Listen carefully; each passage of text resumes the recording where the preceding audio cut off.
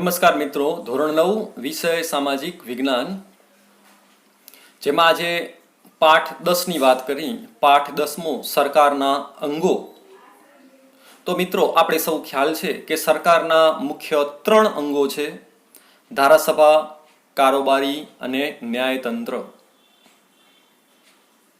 તો આ પાઠમાં આજે આપણે ખરડો કાયદો કેવી રીતે બને છે એના વિશે વિસ્તૃત અભ્યાસ કરી. ખરડો કાયદો કેવી રીતે બને છે.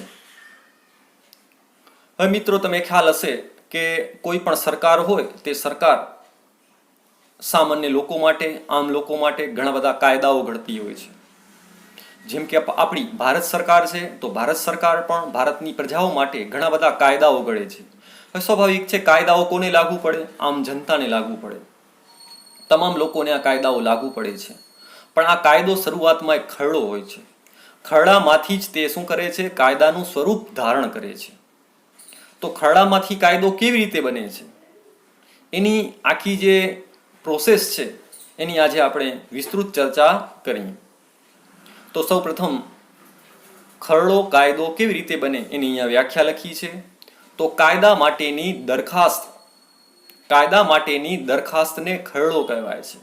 હવે મિત્રો, અહીંયા તમે લખ્યું છે કાયદા માટેની દરખાસ્ત, કારણ કે આપણે સૌ જાણીએ છીએ ભારતના સૌથી સર્વોચ્ચ વ્યક્તિ કોણ ગણાય છે? તો કે રાષ્ટ્રપતિ.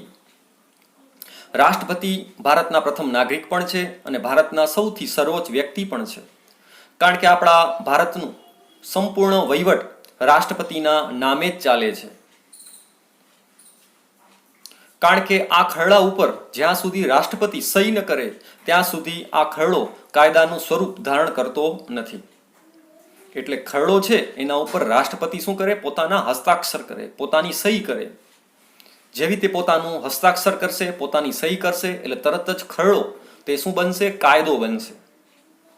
તો ખરડામાંથી કાયદો કેવી રીતે બને છે એની આપણે ચર્ચા કરવાની છે.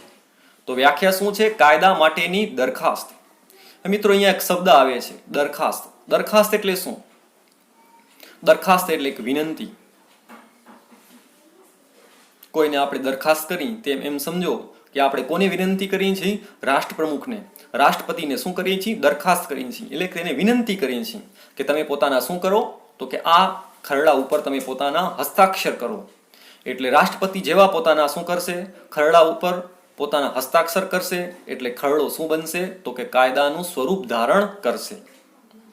માટે વ્યાખ્યા હવે ખ્યાલ પડી હશે. કાયદા માટેની દરખાસ્ત. દરખાસ્ત એટલે વિનંતી, એક આજીજી. તો કે કોને વિનંતી કરી? તો કે રાષ્ટ્રપ્રમુખને. શા માટે? કારણ કે રાષ્ટ્રપ્રમુખ તેના ઉપર સહી કરે તો જ તે કાયદાનું સ્વરૂપ ધારણ કરે. તો કાયદા માટેની દરખાસ્તને ખરડો કહેવાય છે. ખરડાના 2 પ્રકાર છે. એક સામાન્ય ખરડો અને 2 નાણાકીય ખરડો. મિત્રો, 2 ખરડા છે, સામાન્ય ખરડો અને નાણાકીય ખરડો. તો સૌ પ્રથમ આપણે સામાન્ય ખરડાની વાત કરીએ કે સામાન્ય ખરડો કાયદો કેવી રીતે બને. ત્યારબાદ નાણાકીય ખરડો કાયદો કેવી રીતે બને એની પણ ચર્ચા કરશું. હવે મિત્રો, અહીંયા ખરડા 2 છે, સામાન્ય અને નાણાકીય. જો નાણાં અંગેનો કોઈ પણ ઉલ્લેખ કરવામાં આવેલો હોય, પૈસાની કોઈ ઉલ્લેખ કરવામાં આવેલો હોય, નાણાંનો કોઈ ઉલ્લેખ થયેલો હોય, તો સમજવાનું તે નાણાકીય કાયદો છે. અને નાણાંનો કોઈ ઉલ્લેખ થયેલો ન હોય, પૈસાનો ઉલ્લેખ થયેલો ન હોય, તો તે સામાન્ય ખરડો છે. તો સૌ પ્રથમ આપણે સામાન્ય ખરડામાંથી કાયદાની રચના વિશે ચર્ચા કરી. સંસદમાં ખરડો રજૂ કરતા પહેલા લોકસભામાં સ્પીકરની અને રાજ્યસભામાં અધ્યક્ષની પરવાનગી મેળવવી પડે છે. હવે મિત્રો, તમે ખ્યાલ હશે કે કોઈ પણ ખરડો છે એ કાયદો બનતા પહેલા તેને સંસદમાંથી તો પસાર થવું પડે. હવે આપણી સંસદ છે તે પણ દ્વિગૃહી છે, એટલે કે 2 ગૃહની બનેલી છે. ઉપલું ગૃહ રાજ્યસભા, નીચલું ગૃહ લોકસભા. કારણ કે કોઈ પણ ખરડાને આ બંને ગૃહમાંથી તો કમ્પલસરી, ફરજિયાત પસાર થવું પડે જ. તો સંસદમાં, એટલે સંસદ સમજી ગયા મિત્ર, 2 ગૃહની બનેલી રાજ્યસભા અને લોકસભા. તો સંસદમાં ખરડો રજૂ કરતા પહેલા ધારો કે કોઈ સામાન્ય ખરડો છે, તો સામાન્ય ખરડો તે લોકસભામાં પણ જઈ શકે અને રાજ્યસભામાં પણ જઈ શકે, અથવા રાજ્યસભામાં જાય પછી લોકસભામાં જાય, એટલે કોઈ પણ ગૃહમાં તેને જવું પડે. પણ મિત્રો નાણાકીય ખરડો છે એમાં એવું છે કે નાણાકીય ખરડો સૌ પ્રથમ ક્યાં જાય? લોકસભામાં જ જાય અને પછી જ રાજ્યસભામાં જાય. જ્યારે સામાન્ય ખરડો સંસદના બેમાંથી કોઈ પણ ગૃહમાં જઈ શકે, પણ તેમને બંને ગૃહમાંથી પસાર તો થવું જ પડે. ધારો કે કોઈ ખરડો સંસદમાં જાય એટલે કે લોકસભામાં ગયા, તો લોકસભાના જે સ્પીકર છે, સ્પીકર એટલે એના અધ્યક્ષ, એની શું લેવી પડે? એને પરવાનગી મેળવવી પડે. સ્પીકર એને પરવાનગી આપે પછી જ સામાન્ય ખરડો લોકસભામાં પ્રવેશ મેળવી શકે, દાખલ થઈ શકે. જેમ આપણે કોઈ ક્લાસરૂમમાં જઈને તો ક્લાસરૂમમાં શું કરીએ છીએ? જતા પહેલા આપણે કોઈ શિક્ષકની શું લઈએ છીએ કે કોઈ ઓફિસમાં ક્લાસમાં જઈએ તો તેને આપણે પરમિશન લઈએ છીએ, પરવાનગી લઈએ છીએ. તેમ સામાન્ય ખરડો પણ ધારો કે લોકસભામાં જાય તો લોકસભાના સ્પીકર એટલે કે તેના અધ્યક્ષની પરવાનગી લેવી પડે. પછી ધારો કે તે રાજ્યસભામાં ગયો તો રાજ્યસભાના કોણ હોય? અધ્યક્ષ હોય. તો એના અધ્યક્ષ એટલે અધ્યક્ષની પણ શું લેવી પડે? પરવાનગી અથવા તો તેની રજા લેવી પડે. રાજ્યસભાના અધ્યક્ષ હંમેશા કાયદાની રૂએ ઉપરાષ્ટ્રપતિ જ હોય. એટલે લોકસભાની સંખ્યા મિત્રો 545 છે. તો આ જે 545 છે એનો જે હેડ છે એને સ્પીકર કહેવાય, એને અધ્યક્ષ કહેવાય. જેમ આપણો વર્ગ છે તો વર્ગ ધારો કે એમ સમજો વર્ગમાં 60 જણા હોય, 65 જણા હોય કે 70 જણા હોય, તો વર્ગમાં કેમ મોનિટર હોય. તો તેમ મિત્રો લોકસભાના લોકો છે તે પણ પોતાનામાંથી, જેમ આપણે પોતાના ક્લાસમાંથી મોનિટરની ચૂંટણી કરીએ છીએ, તેમ લોકસભાના સભ્યો 545 લોકો હોય, એ લોકો પોતાનામાંથી એક શું કરે? સ્પીકરની નિમણૂક કરે, એટલે સ્પીકરને ચૂંટે. એટલે ખરડો છે તે લોકસભામાં દાખલ થાય તો તેને સ્પીકરની શું લેવી પડે? રજા લેવી પડે. અને રાજ્યસભાના અધ્યક્ષ, રાજ્યસભાના હેડ તે હંમેશા ઉપરાષ્ટ્રપતિ જ હોય, તો એની પણ તેને પરવાનગી મેળવવી પડે છે. સામાન્ય ખરડો સંસદના બંને ગૃહમાંથી કોઈ પણ ગૃહમાં રજૂ થઈ શકે છે. તો મેં વાત કરી મિત્રો, કોઈ પણ ગૃહમાં જઈ શકે. લોકસભામાં જાય અને પછી રાજ્યસભામાં જાય, અથવા પેલે રાજ્યસભામાં જાય પછી લોકસભામાં જાય, એટલે બંને ગૃહમાંથી કોઈ પણ ગૃહમાં રજૂ થઈ શકે છે. જ્યારે મેં તમને વાત કરી નાણાકીય ખરડો સૌથી પહેલે ક્યાં જાય? તો કે લોકસભામાં જાય અને પછી જ રાજ્યસભામાં જાય.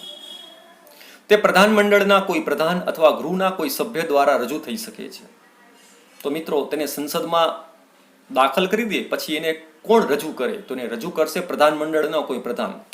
જેમ કે કોઈ વડાપ્રધાન છે તો વડાપ્રધાનનું શું હોય? પ્રધાનમંડળ હોય. તો પ્રધાનમંડળનો કોઈ પણ પ્રધાન અથવા તો ગૃહ એટલે સંસદ, તો સંસદના કોઈ પણ સભ્ય છે તેને રજૂ કરી શકે છે સંસદ સમક્ષ. સામાન્ય ખરડો રાષ્ટ્રપ્રમુખ પાસે સહી માટે મોકલવામાં આવે તે પહેલા તેને બંને ગૃહમાં 3 વાંચનમાંથી પસાર થવું પડે. હા મિત્રો, આ ખાસ ખ્યાલ રાખજો, કોઈ પણ ખરડો છે એને રાષ્ટ્રપ્રમુખ પાસે, મેં વાત કરી કે રાષ્ટ્રપ્રમુખ સહી કરશે પછી તે કાયદાનું સ્વરૂપ ધારણ કરશે, પણ રાષ્ટ્રપ્રમુખ પાસે એને સીધો મોકલાવી શકતા નથી. રાષ્ટ્રપ્રમુખ પાસે સહી માટે મોકલવામાં આવે તે પહેલા તેને બંને ગૃહમાં, બંને એટલે રાજ્યસભા અને લોકસભા, આ બંને ગૃહમાં તેને 3 વાંચનમાંથી, તો મિત્રો 3 વાંચનમાંથી તેને કમ્પલસરી પસાર થવું પડે. લોકસભામાં જાય તો 3 વાંચન થાય, ત્યાંથી પસાર થાય, પાસ થાય, પછી તેને રાજ્યસભામાં જવું પડે, તો રાજ્યસભામાં પણ તેને 3 વાંચનમાંથી પસાર થવું પડે. એટલે આમ બંને ગૃહમાં 3 વાંચનમાંથી તેને પસાર થવું પડે.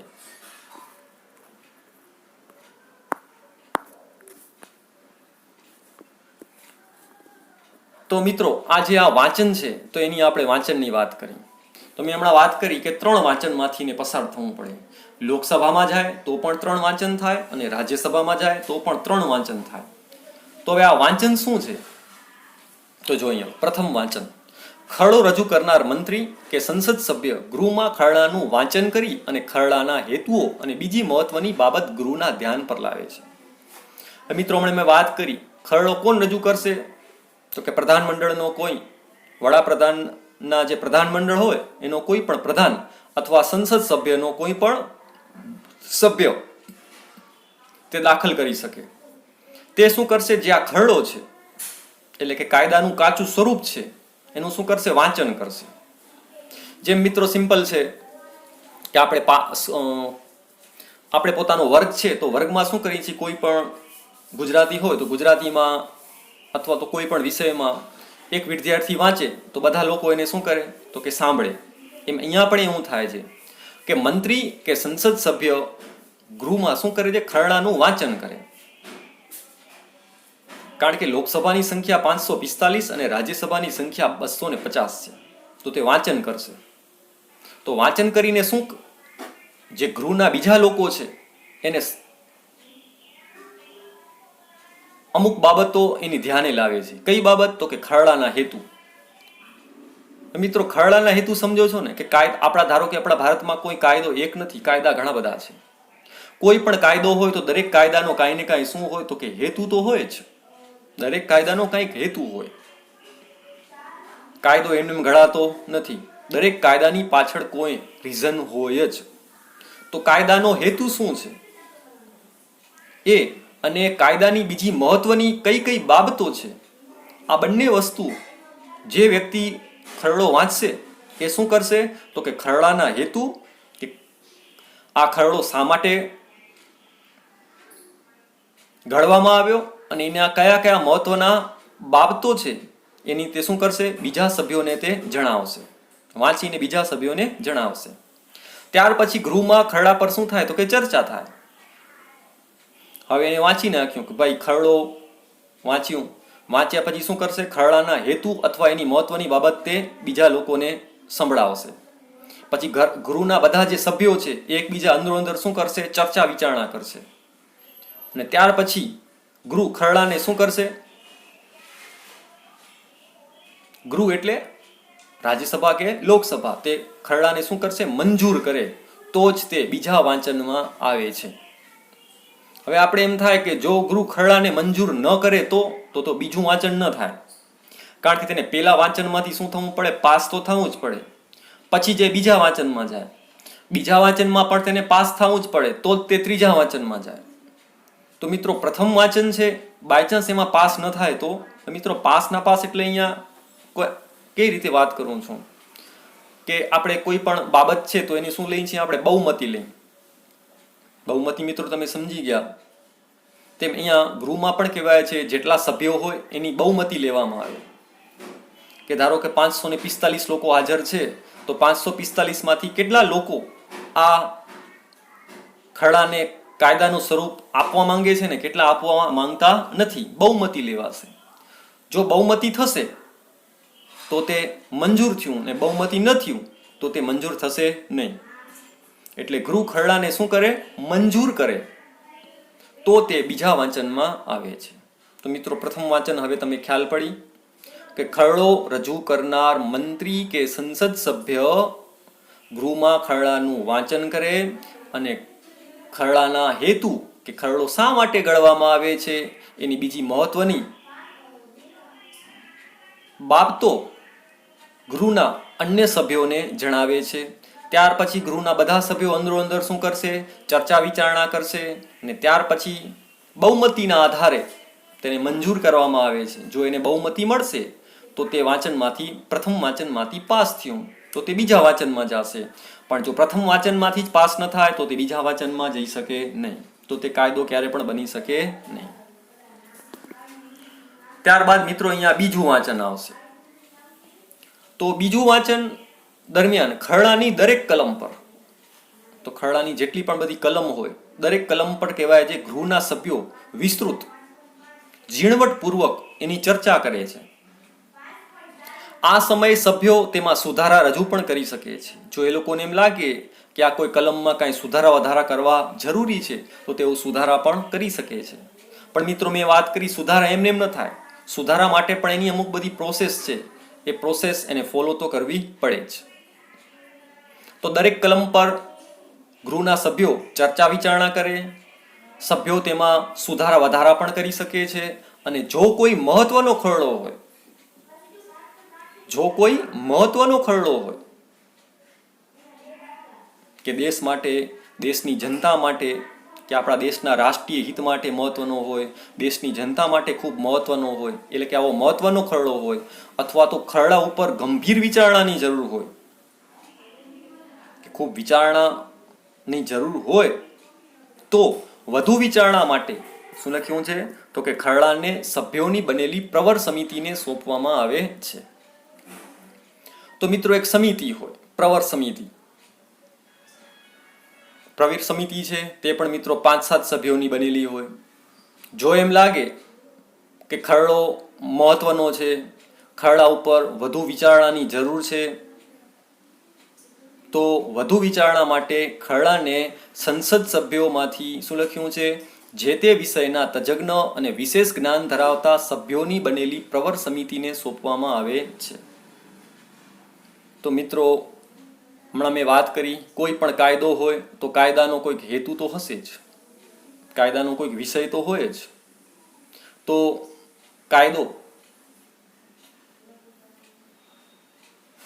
કાયદાનો હેતુ શું છે? કાયદો કયા વિષય ઉપર ઘડવામાં આવ્યો છે? તો જે તે વિષયના જે તજજ્ઞ હોય, તજજ્ઞ એટલે કે નિષ્ણાંત હોય, અથવા તો વિષયનું વધારે નોલેજ ધરાવતા વ્યક્તિઓ હોય, એની એક સમિતિ બને. તો એ સમિતિને શું કરવામાં આવે? એ ખરડો સોંપવામાં આવે. અને આ પ્રવર સમિતિ શું કરશે? તો કે પ્રવર સમિતિ કોની બનેલી હોય? તો કે તજજ્ઞની. તજજ્ઞ મિત્રો સમજી ગયા ને? જે નિષ્ણાંત વ્યક્તિ હોય તે, દરેક વિષયના નિષ્ણાંત હોય. જેમ આપણે કોઈ પણ માંદા સાજા પડીને છીએ, ધારો કે આપણો કોઈ હાડકાને લગતો પ્રશ્ન હોય તો આપણે કયા ડોક્ટર કને જાય મિત્રો? હાડકાના લગતા તજજ્ઞ કને જ જાય. બરાબર? આંખના ડોક્ટર કને ન જવાય. આંખને લગતો કોઈ પ્રશ્ન હોય તો કોઈ પણ વ્યક્તિ આંખના તજજ્ઞ પાસે જ જાય, અન્ય ડોક્ટર પાસે ન જાય. તેમ તજજ્ઞ શું હોય? દરેક વિષયના તજજ્ઞ હોય. દરેક વિષયના તજજ્ઞ એટલે કે નિષ્ણાંત અને વધુ નોલેજ ધરાવતી વ્યક્તિ. હવે સિમ્પલ છે, કોઈ ગણિતનો પ્રશ્ન હોય ને તો તમે મારા પાસે આવો તો એનો જવાબ ના આપી શકું. સમાજ વિદ્યાનો કોઈ પ્રશ્ન હોય તો તમે બીજા કોઈ સાહેબ પાસે જાઓ તો એ વધુ તમે જવાબ દઈ શકે નહીં. તો દરેક વિષયના તજજ્ઞ હોય, નિષ્ણાંત હોય, એટલે કે વધુ જ્ઞાન ધરાવતી વ્યક્તિની શું બનેલી હોય? પ્રવર સમિતિ બનેલી હોય.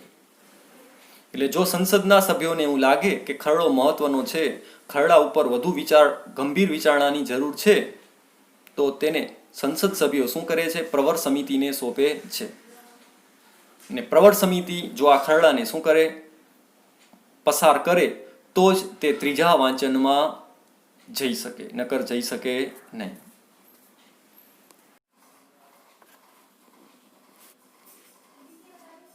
નમસ્કાર મિત્રો, પાઠ 10 સરકારના અંગો, જેમાં ગઈકાલે આપણે વાત કરી હતી ખરડો કાયદો ક્યારે બને સમજાવો.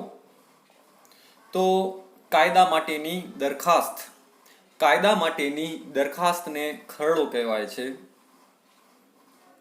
તો ખરડો છે તો ખરડાના કુલ 2 પ્રકાર છે. એક આવશે સામાન્ય ખરડો અને બીજો આવશે નાણાકીય ખરડો. મિત્રો આ બંને ખરડા છે, આ બંને ખરડાને પેલા સંસદમાંથી, કારણ કે ગઈકાલે આપણે જોઈ ગયા હતા સંસદ દ્વિગૃહી છે, એટલે કે સંસદના 2 ગૃહ છે, ઉપલું ગૃહ રાજ્યસભા, નીચલું ગૃહ લોકસભા. બંને ગૃહમાંથી 3 વાંચનમાંથી ફરજિયાત પસાર થવું પડે. બંને ગૃહમાંથી 3 વાંચનમાંથી પસાર થયા બાદ તેને રાષ્ટ્રપ્રમુખ પાસે મોકલવામાં આવે છે અને રાષ્ટ્રપ્રમુખ તેના પર સહી કરે ત્યારે જ ખરડો કાયદાનું સ્વરૂપ ધારણ કરે છે. તો આપણે જોઈ ગયા કે સામાન્ય ખરડો છે તે સંસદના પહેલા કોઈ પણ ગૃહમાં મોકલી શકાય, લોકસભામાં પણ જાય અથવા તો રાજ્યસભામાં પણ જાય. જ્યારે આપણે વાત કરી હતી કે નાણાકીય ખરડો છે તે સૌ પ્રથમ પહેલા લોકસભામાં જ જાય ને ત્યારબાદ જ રાજ્યસભામાં આવે. લોકસભામાં જાય તો લોકસભાના સ્પીકરની પરવાનગી લેવી પડે અને રાજ્યસભામાં જાય તો રાજ્યસભાના અધ્યક્ષની પણ તેને પરવાનગી લેવી પડે છે. આ જે ખરડો છે તો આપણે જોઈ ગયા પ્રધાનમંડળના કોઈ પણ પ્રધાન અથવા તો ગૃહના કોઈ સભ્ય છે તે આ ખરડાને રજૂ કરી શકે છે. એટલે આ ખરડાને કે આ ખરડો કાયદાનું સ્વરૂપ ધારણ કરે એ પહેલા તેને સંસદના બંને ગૃહમાં 3 વાંચનમાંથી પસાર થવું પડે. તો મિત્રો કાલે આપણે 2 વાંચનની ચર્ચા કરી હતી, પ્રથમ વાંચન અને બીજું વાંચન. તો આપણે જોઈ ગયા હતા કે જે પ્રથમ વાંચન છે તો પ્રથમ વાંચનમાં ખરડાના હેતુ અને બીજી કેટલીક જે મહત્વની બાબતો છે એ ગૃહના ધ્યાન પર લાવવામાં આવે છે. ત્યારબાદ ગૃહના સભ્યો તેના પર ચર્ચા કરે છે અને ગૃહના સભ્યો તેને મંજૂર કરે તો જ તે બીજા વાંચનમાં જાય છે. બીજા વાંચનમાં આપણે જોઈ ગયા હતા કે ખરડાની દરેક કલમ ઉપર ગૃહના તમામ સભ્યો વિસ્તૃત ચર્ચા કરે છે. આ સમયે સભ્યો તેમાં સુધારા વધારા પણ કરી શકે છે. જો કોઈ મહત્વનો ખરડો હોય અથવા ખરડા ઉપર જો કોઈ ગંભીર વિચારણાની જરૂર હોય તો ખરડાને એમ કહેવાય છે શું કરવું, ખરડાને જે તે વિષયના તજજ્ઞ એટલે કે જે તે વિષયના નિષ્ણાંત અથવા તો વિશેષ જ્ઞાન ધરાવતી સભ્યોની બનેલી પ્રવર સમિતિને મોકલવામાં આવે છે. ત્યારબાદ મિત્રો આપણે આજે ત્રીજા વાંચનની વાત કરી. તો પ્રવર સમિતિના અહેવાલ પછી એ અહેવાલને આધારે ગૃહમાં ખરડાનું ત્રીજું વાંચન થાય છે. એટલે પ્રવર સમિતિ એ ખરડાને મંજૂર કરે તો તે ખરડો ત્રીજા વાંચનમાં જાય છે. ત્રીજા વાંચનના અંતે એટલે કે ત્રીજું વાંચન પૂરું થઈ જાય પછી ગૃહ એટલે કે સંસદ ખરડાને બહુમતીથી પસાર કરે. મિત્રો અહીંયા બહુમતી પણ જરૂરી છે. તો આપણે મિત્રો કાલે વાત કરી ગયા હતા કે સંસદનું ઉપલું ગૃહ રાજ્યસભા જેની 250 સંખ્યા છે તો 250ની બહુમતી થવી જોઈએ અને લોકસભા છે એની સંખ્યા 545 છે તો એની પણ બહુમતી થવી જોઈએ. તો આમ ખરડાને બહુમતીથી પસાર કરે તો તેને સંસદના બીજા ગૃહમાં મોકલવામાં આવે છે. એટલે તે ખરડો પ્રથમ ગૃહમાંથી બીજા ગૃહમાં જઈ શકે. બીજા ગૃહમાં પણ મિત્રો મેં વાત કરી તેમ કે ખરડાને 3 વાંચનમાંથી તો પસાર થવું પડે જ. આમ બંને ગૃહમાંથી તે 3 વાંચનમાંથી પસાર થયા પછી ખરડાને રાષ્ટ્રપ્રમુખ એટલે કે રાષ્ટ્રપતિની સહી માટે તેને મોકલવામાં આવે છે અને રાષ્ટ્રપ્રમુખ જો સહી કરે તો તરત જ તે ખરડો કાયદાનું સ્વરૂપ ધારણ કરે છે. હવે આપણે વાત કરી કે સહી કરતા પહેલા રાષ્ટ્રપ્રમુખને જરૂર લાગે તો ખરડાને પોતાની પાસે મૂકી પણ શકે છે કે સંસદમાં પુનઃવિચારણા માટે પાછો મોકલી પણ શકે છે.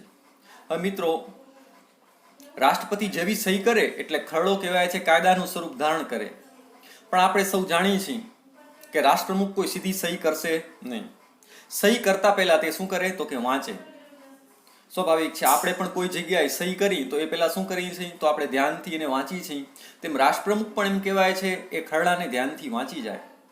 જો એને જરૂર લાગે તો ખરડાને શું કરશે પોતાની પાસે રાખી શકે છે. એટલે એના ઉપર તે ધ્યાનપૂર્વક તેનું વાંચન કરી તેનો અભ્યાસ કરી ને પછી જ તે સહી કરશે. અથવા તો એ ખરડાને સંસદમાં પુનઃવિચારણા માટે પાછો પણ મોકલી શકે છે. હવે રાષ્ટ્રપ્રમુખને એમ લાગ્યું કે આ ખરડો છે એમાં હજી પણ કંઈક શું કરવાની જરૂર છે, કંઈક પુનઃવિચારણા એટલે કે એમાં હજી પણ કંઈક સુધારા વધારા કરવાની જરૂર છે એવું જો રાષ્ટ્રપ્રમુખને લાગે તો તે રાષ્ટ્રપ્રમુખ એ ખરડો પાછો સંસદને મોકલાવી શકે છે. અને જો રાષ્ટ્રપ્રમુખ સંસદને એ ખરડો પુનઃવિચારણા માટે પાછો મોકલે તો ફરીથી સંસદને એ જ વિધિથી એ જ પ્રોસેસથી ખરડો બંને ગૃહમાં પસાર કરવો પડે છે. જો રાષ્ટ્રપ્રમુખને એમ લાગ્યું કે ખરડો બરાબર છે તો તે શું કરશે સહી કરશે અથવા તો તે પોતાના પાસે રાખી શકશે, તેનો અભ્યાસ કરશે, ત્યાર પછી તેની સહી કરશે. એમને એમ તરત સહી કરશે નહીં. અથવા તો રાષ્ટ્રપ્રમુખને એમ લાગ્યું કે આ ખરડામાં હજી પણ કંઈક સુધારા વધારા કરવાની જરૂર છે કારણ કે આનાથી દેશને અથવા તો એમ સમજો કોઈ ખરડો છે તો દેશને લગતો છે અથવા તો કોઈ આપણી જનતાને લગતો છે તો એમ લાગશે કે દેશના હિતને નુકસાન થાય છે, લોકોને તે નુકસાનકારક છે કે આમાં હજી પણ કંઈક સુધારા વધારા કરવાની જરૂર છે તો તે ખરડાને શું કરશે સંસદમાં પાછો પુનઃવિચારણા માટે મોકલે છે.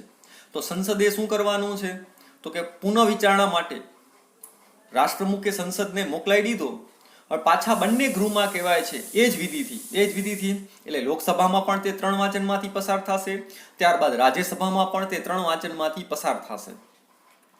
આમ તે બંને ગૃહમાં 3 વાંચનમાંથી પસાર થાય તો શું કરવું પડે? રાષ્ટ્રપ્રમુખને સહી કરવી પડે. એટલે રાષ્ટ્રપ્રમુખ છે તે બીજી વખત શું ન કરી શકે? સંસદને પુનઃ વિચારણા માટે મોકલી શકે નહીં. રાષ્ટ્રપ્રમુખ સંસદને પુનઃ વિચારણા માટે માત્ર એક જ વખત મોકલી શકે છે, એટલે બીજી વખત તેને મોકલાવી શકતા નથી.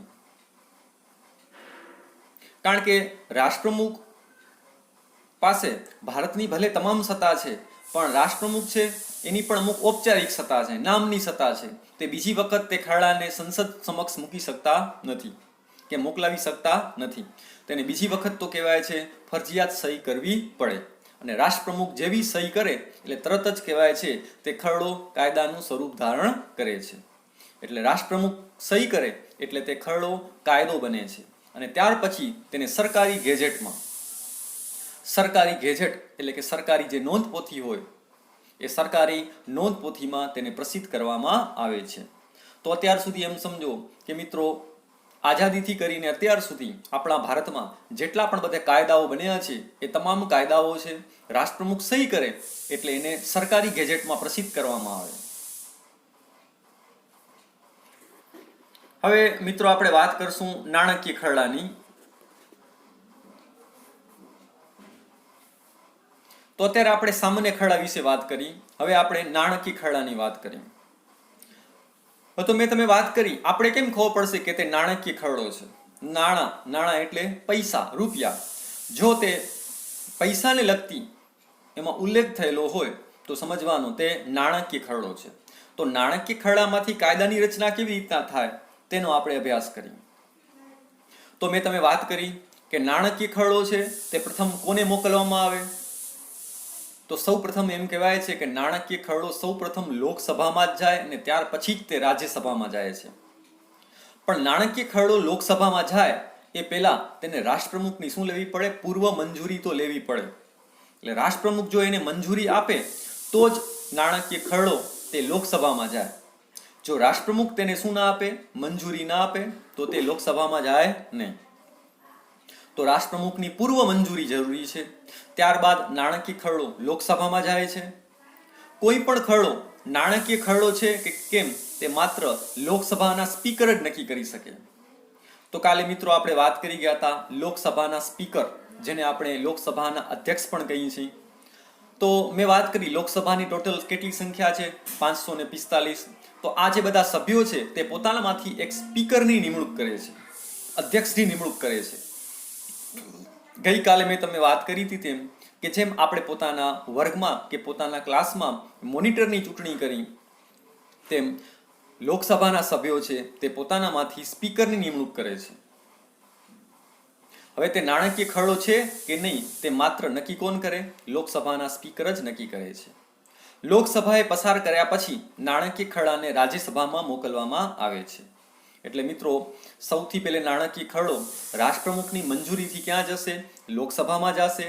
લોકસભાના 3 વાંચનમાંથી તે પસાર થશે ને ત્યારબાદ જ તે રાજ્યસભામાં જાય છે. હવે રાજ્યસભાએ માત્ર અહીંયા ચર્ચા કરી તેની ભલામણ સાથે કે ભલામણ વિના 14 દિવસમાં તેને લોકસભાને પાછો મોકલવાનો હોય છે. હવે આપણે જોઈ ગયા કે લોકસભા ભલે સંસદનું નીચલું ગૃહ છે પણ છતાં તે મહત્વનું ગૃહ છે, કારણ કે લોકસભાના સભ્યોને કોણ ચૂંટે છે? ભારતની આમ જનતા ચૂંટે છે.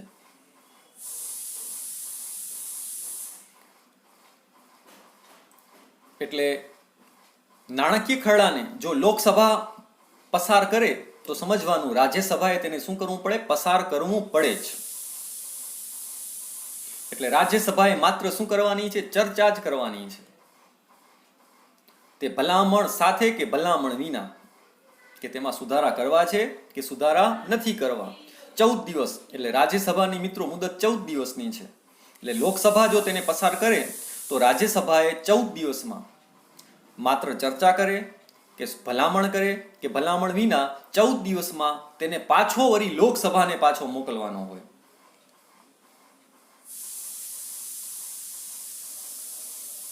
મિત્રો અહીંયા બંને થોડુંક અલગ છે. સામાન્ય ખરડામાં શું હોય, તે સંસદના કોઈ પણ ગૃહમાં જાય, ત્યાર પછી બંને ગૃહમાંથી પસાર થયા પછી તેને રાષ્ટ્રપતિ પાસે મોકલવામાં આવે. જ્યારે નાણાકીય ખરડામાં રાષ્ટ્રપ્રમુખ તેને પૂર્વ મંજૂરી આપે, ત્યાર પછી લોકસભામાં જશે, લોકસભા રાજ્યસભાને આપશે. રાજ્યસભાની મુદત 14 દિવસની,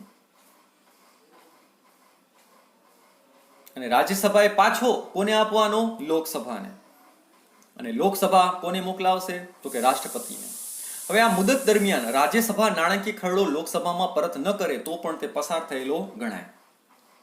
મેં હમણાં તમે વાત કરી મિત્રો કે નાણાકીય ખરડો છે એને જો લોકસભાની મંજૂરી મળી જાય તો રાજ્યસભાએ માત્ર શું કરવાની છે, ભલામણ જ કરવાની, એટલે માત્ર ચર્ચા કરવાની છે.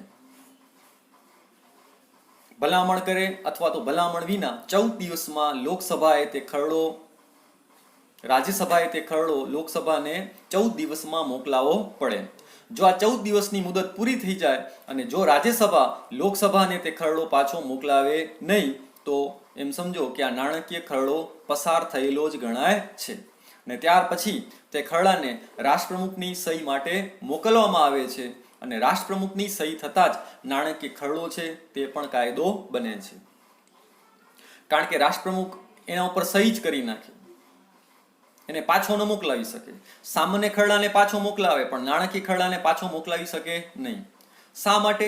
કારણ કે સામાન્ય ખરડો સૌથી પહેલા સંસદમાં જાય છે ને અંતે રાષ્ટ્રપ્રમુખ પાસે જાય છે, જ્યારે નાણાકીય ખરડો રાષ્ટ્રપ્રમુખની મંજૂરીથી જ સંસદમાં જાય છે. એટલે જેવો તે નાણાકીય ખરડો રાષ્ટ્રપ્રમુખ પાસે આવે એટલે રાષ્ટ્રપ્રમુખ કહેવાય છે તેના ઉપર શું કરી નાખે, સહી કરી જ નાખે. કારણ કે એને રાષ્ટ્રપ્રમુખની મંજૂરી મળ્યા પછી જ તે લોકસભામાં ગયો, લોકસભામાંથી રાજ્યસભામાં ગયો, રાજ્યસભાની મુદત 14 દિવસની, 14 દિવસ રાજ્યસભા પાછો વળી લોકસભાને મોકલાવશે ને લોકસભા રાષ્ટ્રપતિને મોકલાવશે અને રાષ્ટ્રપતિ તેના પર સહી કરે એટલે આ નાણાકીય ખરડો કાયદોનું સ્વરૂપ ધારણ કરે છે.